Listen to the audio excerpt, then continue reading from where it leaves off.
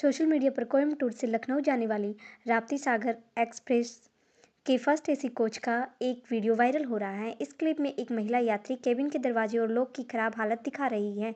Internet पर video के चर्चा में आने के बाद रेलवे अधिकारियों ने इसका संज्ञान लिया है और मामले की जांच के लिए यात्री से पीएनआर समेत अन्य डिटेल्स मांगी हैं। यह वीडियो सोशल मीडिया पर खूब ही वायरल हो रहा है और ट्रेन की खराब हालत दिखा रहा है। ट्रेनिंग न्यूज़ देखने के लिए ग्रो शॉर्ट्स को सब्सक्राइब करें।